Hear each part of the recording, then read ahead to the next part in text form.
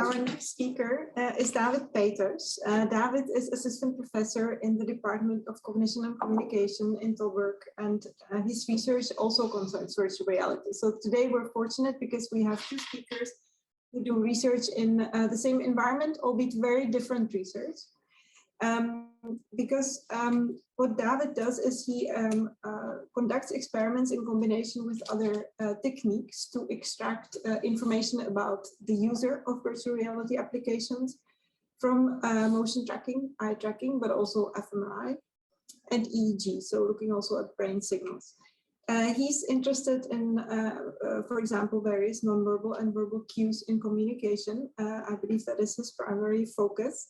And he's actually quite famous. He's so famous that there is a particular group of replication studies that are referred to as paid rep. So if you're interested in that, I suggest you you have a look at under this hashtag. David has been very successful in obtaining funding for his research. He is, for instance,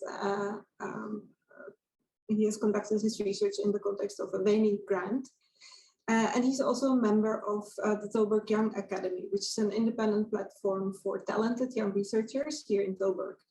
And in that context, you came up with a campaign for priceless ideas, spelled with a Z. David, we would be happy to hear a little bit more about that. And now what I wanted to share about David is that he's very much against rankings, and he's been quite vocal about that. Not just university rankings evaluating institutions, but also scientific rankings evaluating us as researchers. And again, I invite you to share your thoughts about that with us today. Perhaps before or after your talk about your own experimental work. David, take it away. Thank you very much for this very nice introduction. Let me maybe first talk about the science, and then if there's some time left, let's also go into university rankings and competition and all sorts of environmental factors that could be quite detrimental for our health in academia. So in terms of the science, I'll talk about VR as a tool to study the psychology of language and communication. If you think of the world as it is today, you may be quite tempted to look for a different reality. And virtual reality, to some extent, can offer a different reality. You place this headset onto your head. You no longer experience the real world, but all of a sudden there's this digital, this virtual environment that sort of takes you, immerses you into a different environment. It can be tailored to your own preferences. VR is not just used, as we have seen before today, for distraction and entertainment purposes only, but it's also being studied, for instance, in the social sciences, for instance, psychology, cognitive science, communication sciences.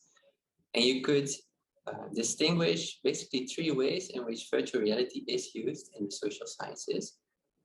It has been used as an object of study itself, so you can basically study as a researcher how people experience VR. For instance, you could study how different variables influence whether people have a nice experience in a virtual environment, how this compares to their behavior, their experiences. With the real world, you could study what factors, for instance, contribute to whether people become cyber sick or not. So VR here is really the object of study itself. Since we heard about this before already today, this is not what I will be talking about. A second way in which VR has been studied, has been used in the social sciences, is as an application. So VR can be used to change people's behavior in the real world. For instance, there are lots of applications that could teach you a second language, a foreign language, in a foreign digital environment, for instance. So you can practice in this foreign language whenever you like. You just place this headset onto your head, get immersed in this foreign environment and learn the language there. And of course, it can be studied how successful those applications are, what factors make for a successful application. Another example here is that there are many applications that look into phobia treatments. So people are afraid of all sorts of things: spiders, big rooms, height. There are now many types of exposure therapy in virtual reality. And of course, you could study how successful those kinds of applications are in treating people's phobia. But this is also not something I'll be talking about. I'll be talking about VR as a method. So really the study of real world phenomena through a virtual simulation. And often in those cases, there are fundamental curiosity-driven scientific questions that we're trying to answer using VR. So you could answer those questions with a variety of different methods. And VR is a relatively novel way of doing so, especially in the study of language and communication. So in this more specific field in the social sciences, so the psychology of language, the psychology of communication, we're typically interested in those situations here. So people are communicating. As humans, we are capable of communicating using speech, using hand gestures, using facial expressions, all sorts of signals we use to communicate. And in this field of study, we typically study what kind of cognitive processes allow us to communicate. What kind of mental operations, what kind of mental representations allow us as humans to communicate with one another. And there are many different, we think, important fundamental questions that are trying to be answered in this field. For instance, as I said, what kind of cognitive mechanisms allow us to produce language, allow us to comprehend or understand language. Also, another quite hot question, hot topic at the moment is to what extent do we predict upcoming words when we listen to someone? So if you're listening to me, are you perhaps actively predicting, without even realizing it, the sort of words that I will be saying in a bit? And maybe that will allow you to more easily understand what I'm saying. There are different questions like how do people integrate verbal and non-verbal signals? When you're listening to me, you hear speech, but there are some hand gestures that I'm making. I have a certain facial expression. My body is moving.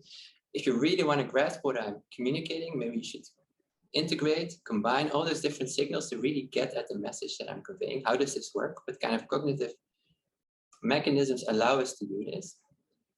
And yet another question, for instance, in the field, in a more specific field of bilingualism, how do bilinguals manage to switch from one language to another? So if you master several languages, sometimes you're speaking one language, at another moment you're speaking another language. How do you manage to express your thoughts in one language or another? To the extent that this is context, to the extent that the person that's listening to you will really understand you. So just a couple of questions here that are being studied in the study of the psychology of language. In many different studies, in many different ways. In this field, what we're typically trying to do is we try to build theories, we try to build cognitive models of those processes that are taking place in the mind, in the brain of people when they're communicating. So you see a conceptual framework of many of the processes that are going on when people are communicating. And we try to really get a better understanding of what happens in their minds. Of course, then also we can look at their brains. We can scan their brains while they're, for instance, producing speech, while they're listening to somebody, to see what regions, what networks of brain regions are involved when we're communicating, when we're talking, when we're listening, when we're writing, when we're reading. Really trying to get at a better fundamental understanding of what kind of brain networks allow us to communicate as humans. Many of those questions that I was talking about and many of those theoretical models, neural models that we have are actually based on very standard psychology experiments. And those experiments typically look a bit like this. So you may have participated in those yourself. You're invited to come to a certain psychology lab.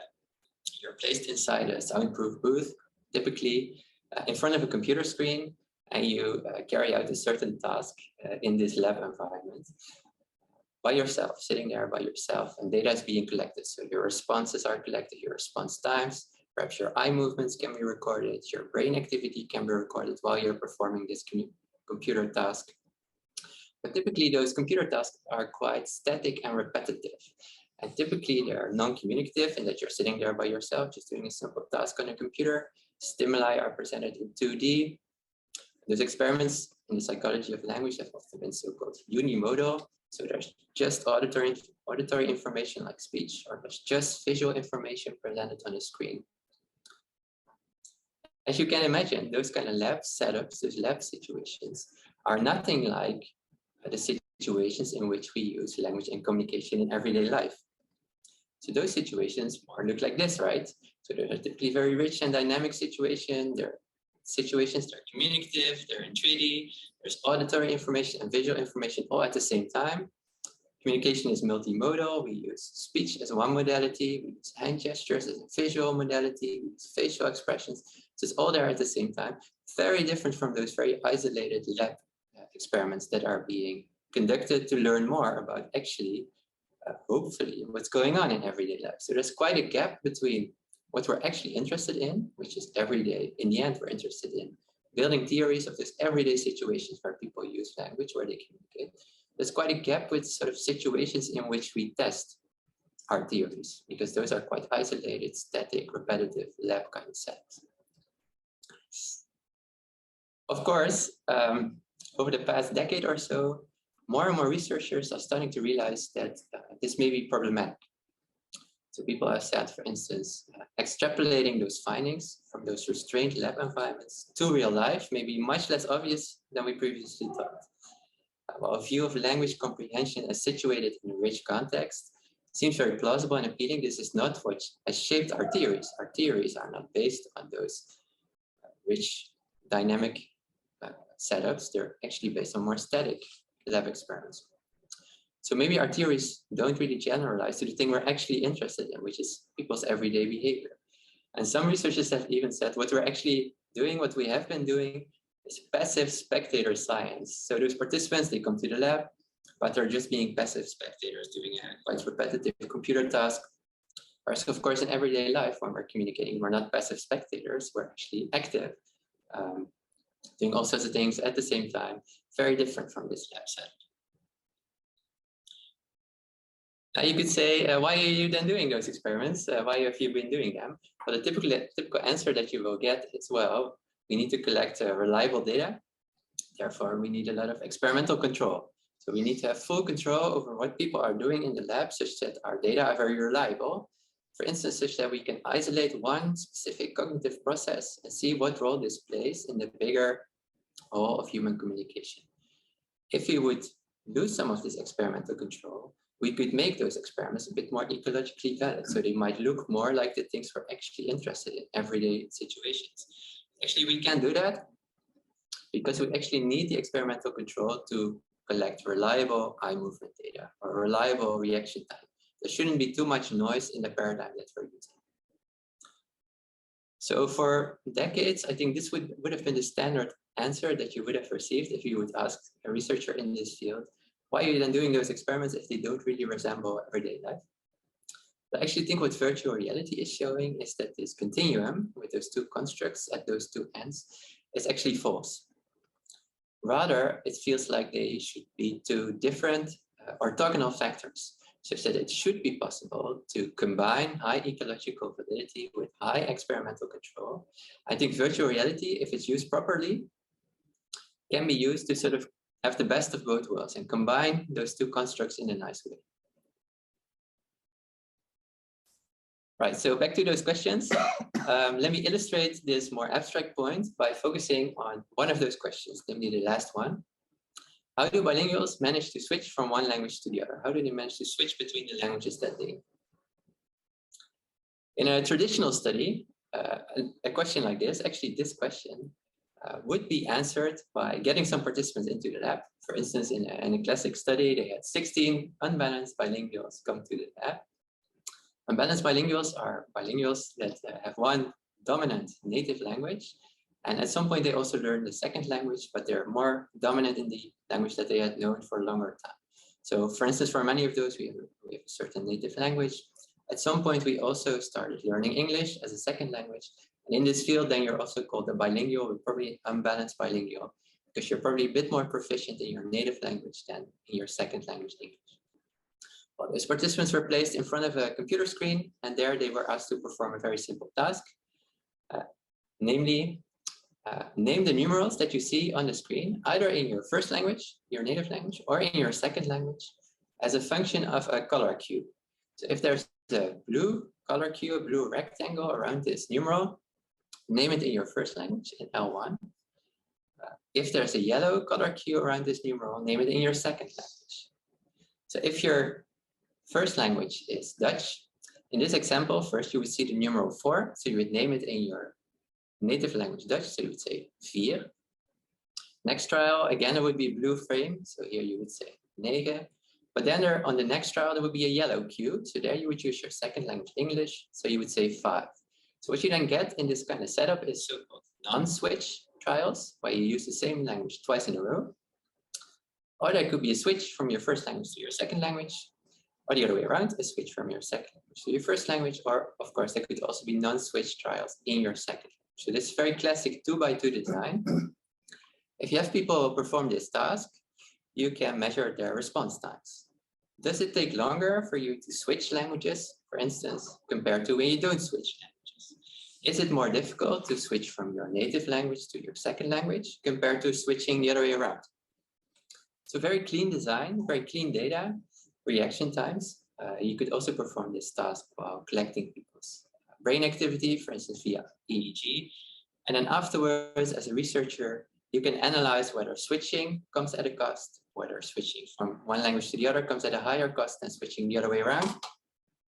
And we sort of can build theories based on those findings from those computer tasks, from those isolated environments where people are naming those numerals in front of a computer screen into a microphone. One more recent way of answering those questions is by using virtual reality. And a nice advantage of virtual reality is that now participants no longer have to speak for themselves into a microphone in an isolated environment, speaking basically for nobody, for a recording. In virtual reality, you can actually have them speak to virtual life-size listeners. So here you see a cave environment where an experimental participant meets a virtual agent, life-size, and this participant can speak in one language or another to this virtual agent. And again, we can measure things like response times. As you can see here in the picture, we can also measure things like EEG, so they can wear this EEG cap and we can record their brain activity while they're performing this task. Or we can have them meet several virtual agents, several virtual listeners at the same time, and have them switch from one virtual listener to another within the same language or across different languages. Those virtual agents can introduce themselves to the participants, explain what languages they master, and then if one virtual agent, one virtual listener looks at the participant, they may respond in one language.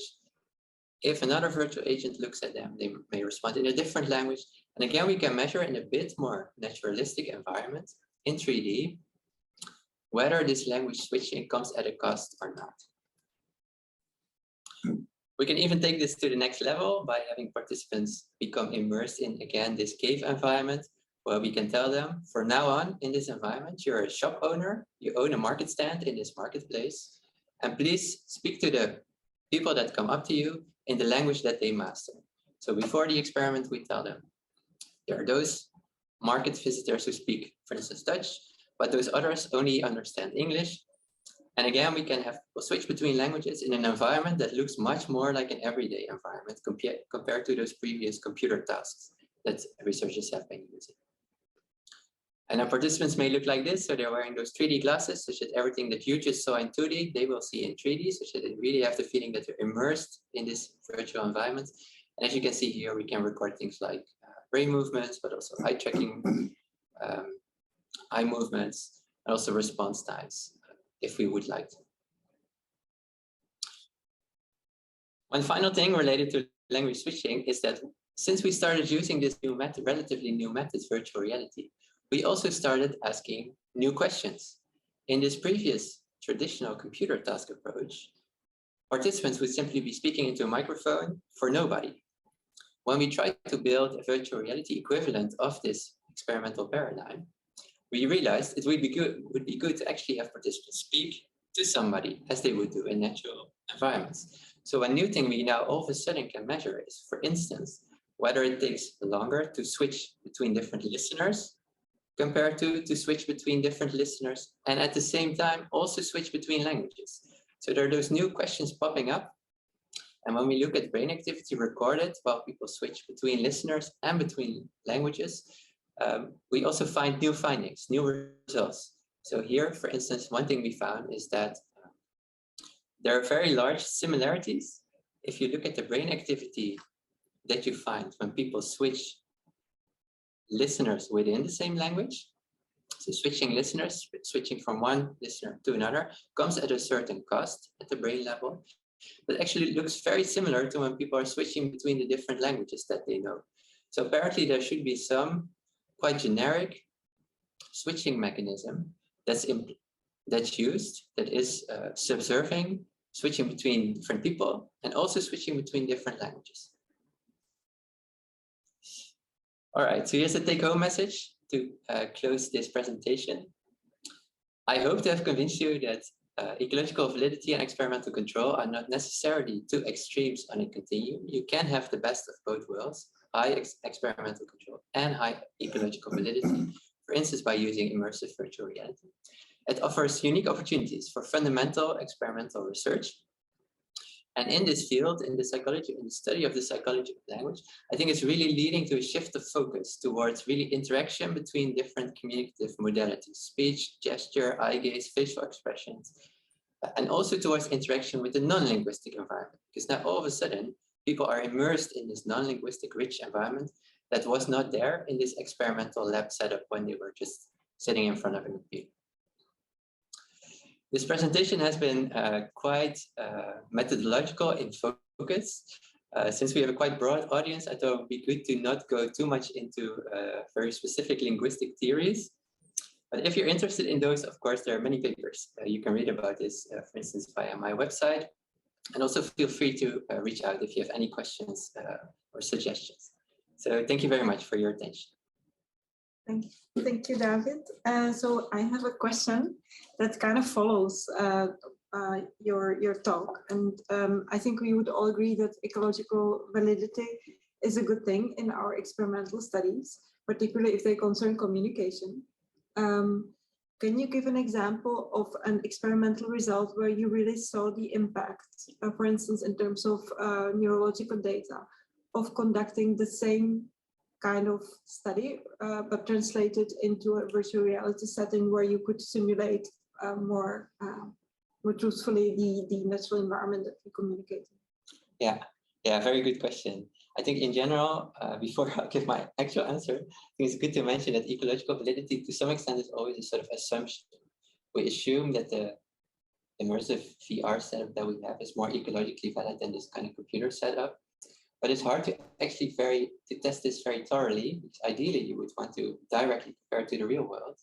But if that would have been possible, we could have just as well done the experiment in the real world. So we wouldn't have needed VR. I think in general, a nice approach is to look at the phenomenon, the real life phenomenon that you're interested in.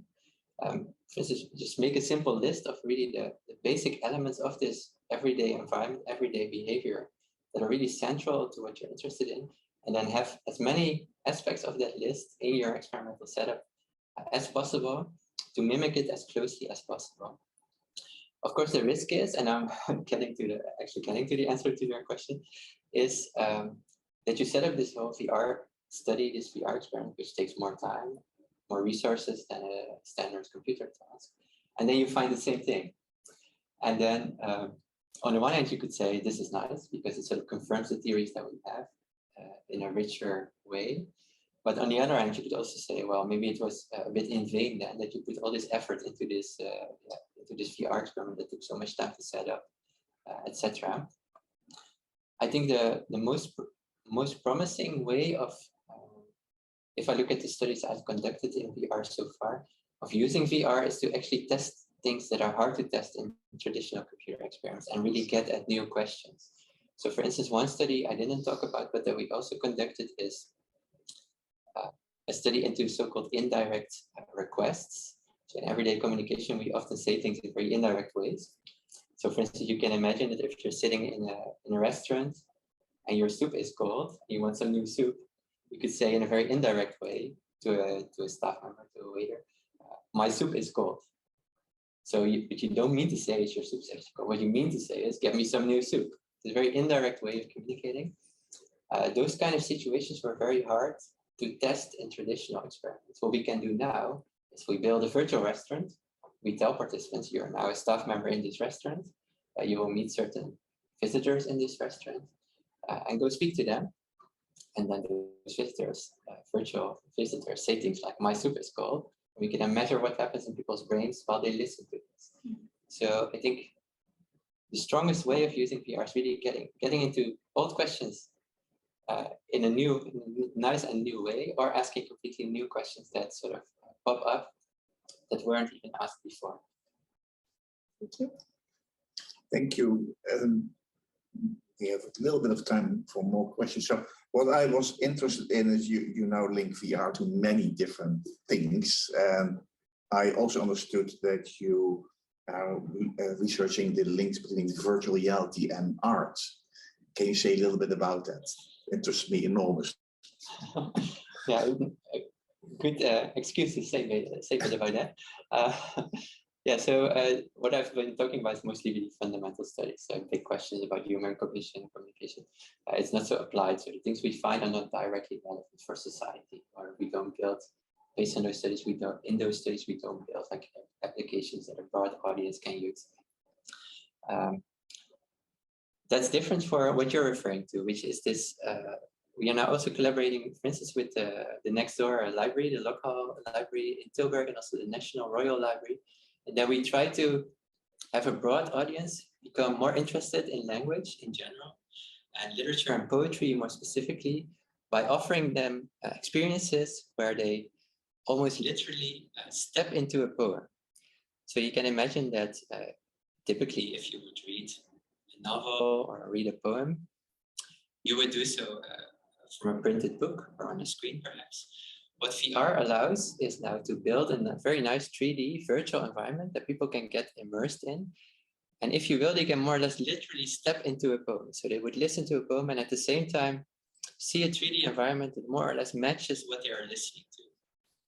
And we've been testing this with library visitors, having them listen to poetry in those 3D virtual environments that create a sort of aesthetic experience, combining visual with auditory information.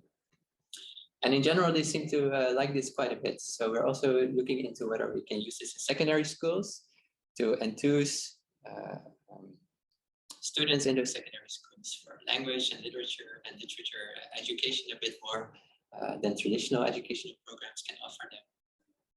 So I think this is a very nice, an exciting development that also in the field of literature, poetry, there are those new works in which all sorts of different modalities are being combined to really get people interested in, for instance, language, literature, aesthetic ways of using language to express oneself.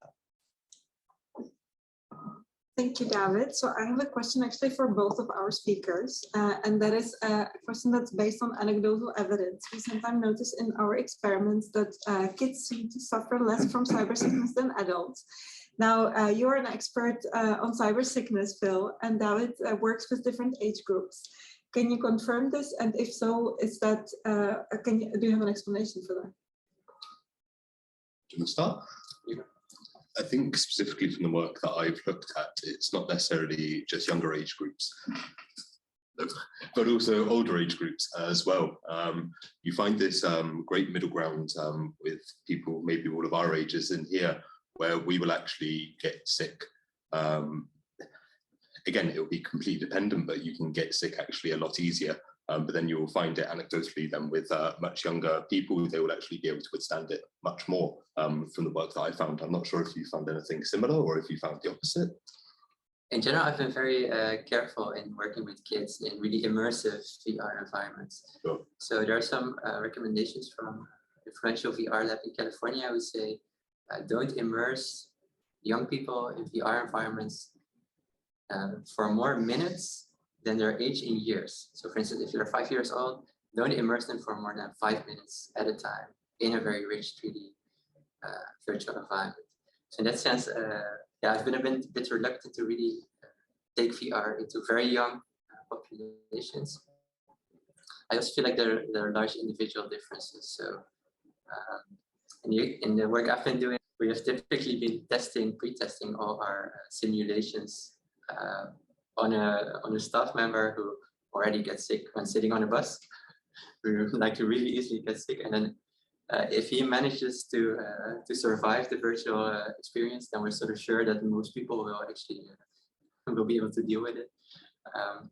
And on the other hand, there seems to be people who can like read static text in VR and move around, and everything's moving while they're not moving, and they're looking one way, but the virtual environment is not adapting to where they're looking, and they have no issues at all. So I feel like within different age groups, there in general are huge individual differences in how people respond to this. And I think one thing further I could add to that as well, from the literature that I've read specifically with younger age groups, a lot of it's been within clinical environments, but you'll find a much higher uptake in people willing to actually bypass that phase of the symptoms with cyber sickness and motion sickness because of the benefit which they are receiving. Again, this is normally from more of a clinical medical sort of side of things. So you can imagine that if there is an escapism from the sort of bad thing that's happening to them, then they're much more willing to endure that side of things. But as well, and again, I'm not too experienced with this, but I'd imagine, especially for the measurement side of things, trying to indicate how a young child is feeling, for instance, compared to an adult. An example with pain, use completely different pain scales. You would use ones with smiley faces on them and ask them to indicate where on those scale they feel. And I imagine you'd have to take a similar approach, especially from a cyber sickness perspective. So it'd be certainly interesting to explore further. Do either of you suffer from cyber sickness? I don't personally, but you should ask Wendy Power when you next see her how she suffers. She's absolutely dreadful. I can say that. I also don't know. Yeah, I typically like to see whether I can break the system. So if there's a virtual wall, to walk through it, or if there's a virtual cliff, to jump down. But yeah, so far, no sickness experience. I'm not perfect. I never have to necessarily come out of it, but yeah, I can certainly see what people experience. Yeah. What do you think is the limit for the amount of time that people can spend in VR before experiencing negative effects? It's very dependent, I think, on what it is. There's a game that came out about a year ago called Half-Life Alyx, which is, they've got lots of different sort of movement techniques in there where you can travel constantly, or there's like a blink movement system where you can move in steps almost, and they will close the eyes almost and mimic that. I was able to play that for hours, for instance, at a single go. My partner, for instance, she can probably last maybe 20 minutes. So it is, I think, very dependent. So when you're using a VR headset, this visual input is really, really in front of your eyes, right? I think biologically, we're not really used to always having this visual input right in front of your eyes. We also use it every now and then. Look at the distance at things. So I also noticed this large individual differences. I also know some elderly people actually who managed gaming in VR. So they retired and then they started gaming in VR. And they can do this for hours, wearing a headset. I'm not sure whether it's whether it's a very healthy thing to do. So I would be try to stay on the safe side and take a break every now and then. Of course, for many of us, we're already looking at the screen for most of our day. So especially during the COVID pandemic, I felt like at the end of the day, I just don't want to do it anymore, because during the entire day I was already looking at the screen. I don't want to, in my free time, then also have some visual input right in front of me. Mm-hmm. So yeah, it's maybe do it during work time, so that this kind of issues don't play out. Thank you. I think we have to close it down at this, although we could probably talk about VR for a lot longer. The next edition of the TAISIG Talks will be the 21st of April, so we hope that many of you will join us then. Anything we need to add? No, just thank you to the speakers for very interesting talks. And thank you to the audience for listening to us. Thank you.